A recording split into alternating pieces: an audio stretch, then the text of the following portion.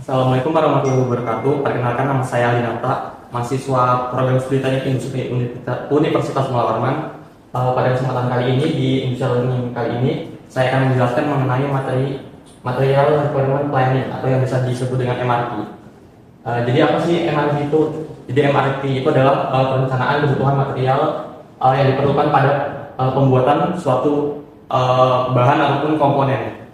Jadi pada MRP sendiri, untuk inputnya sendiri terdiri dari 3 macam, yaitu ada yang pertama master production schedule atau jadwal induk produksi. Ini berisi dengan jadwal di mana kebutuhan material tersebut diperlukan. Kemudian yang kedua ada bill of material atau BOM.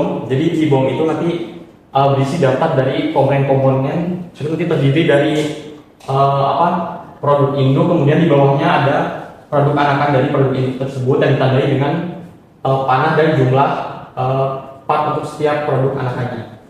Kemudian kebutuhan yang ketiga ada inventory master file. Ini yang berisi jumlah komponen yang tersedia di gudang pada saat ini. Selanjutnya di sini ada mekanisme dari MRP sendiri, terbagi dari 4 macam. Ada netting, ada offsetting lead time, ada loading atau penentuan jenis load sizing, dan ada exploding. Untuk netting sendiri adalah penentuan kebutuhan bersih berdasarkan dari jumlah kebutuhan kotor dan dipertimbangkan dengan persediaan yang ada pada saat ini. Di sini ada contohnya, misal suatu produk kebutuhan kotornya ada sebanyak 25 unit dan persediaan saat ini ada sebanyak 5 unit, sehingga kebutuhan bersihnya dapat kita tentukan dengan mengurangkan kebutuhan kotor dengan persediaan saat ini. Jadi kebutuhan bersihnya ada sebanyak 25 dikurang 5, jadi ada sebanyak 20 unit.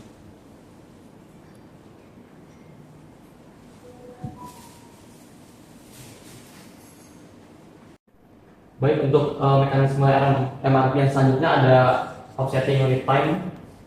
Di sini contohnya ada misalnya untuk lead time dari pembuatan meja sendiri adalah 2 minggu. Kemudian sebelum pembuatan meja dibutuhkan terlebih dahulu rangka meja dengan lead time 1 minggu. Kemudian untuk sebelum dapat membuat rangka meja, terlebih dahulu membuat kaki meja selama 1 minggu. Sehingga di sini pengerjaan meja harusnya selesai pada minggu keempat dengan lead time selama 2 minggu. Sehingga sebelum meja dapat dibuat atau di minggu kedua, part dari rangka ini harus sudah selesai. Dan di sini kan lead time dari rangka sendiri adalah 1 minggu, sehingga rangka harus mulai dibuat pada minggu pertama. Kemudian sebelum dapat membuat rangka, terlebih dahulu diperlukan bagian kaki meja, sehingga kaki meja sendiri harus selesai dibuat pada minggu pertama. Karena lead time 1 minggu, sehingga kaki meja itu harus sudah mulai dibuat pada periode ke-0, sehingga secara keseluruhan dari kaki meja harus mulai dibuat pada minggu ke-0 dan harus sudah selesai pada minggu ke-1. Kemudian untuk rangka harus mulai dibuat pada minggu ke-1 dan seenggaknya selesai pada minggu kedua. Kemudian untuk meja karena lead time 2 minggu, sehingga harus mulai diproduksi pada minggu kedua dan harus sudah selesai pada minggu keempat untuk diproses selanjutnya, untuk dilakukan pengiriman atau apapun itu.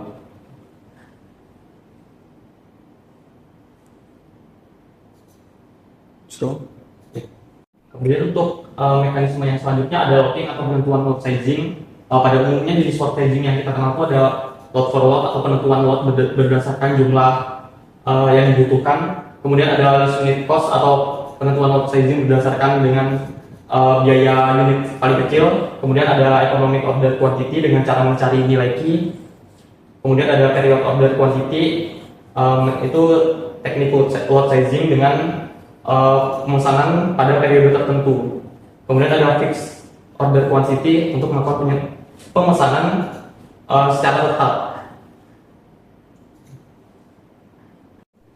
Kemudian mekanisme yang terakhir ada exploding, yaitu penentuan jumlah kebutuhan kotor berdasarkan bill of material dari komponen induknya. Di sini contohnya ada BOM produk di sini, di mana induknya itu adalah A dengan lead time selama 2 minggu. Kemudian A itu membutuhkan B sebanyak 1 unit dengan lead time 1 minggu dan komponen C sebanyak 2 unit dengan lead time 2 minggu. Kemudian untuk membuat komponen C diperlukan komponen D sebanyak 1 unit dengan lead time sebanyak 1 minggu.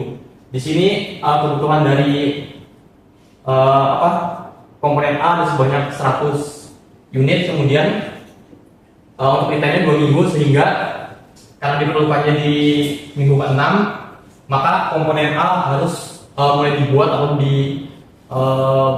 buat itu pada minggu ke-4, sehingga time of the release-nya kita letakkan di minggu ke-4.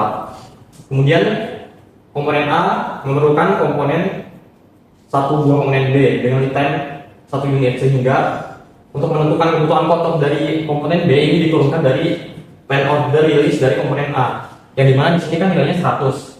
Berarti untuk kebutuhan kotor dari komponen B itu 100, dan untuk periodenya juga tetap di minggu ke-4 sesuai dengan plan of the release dari komponen A, sehingga di sini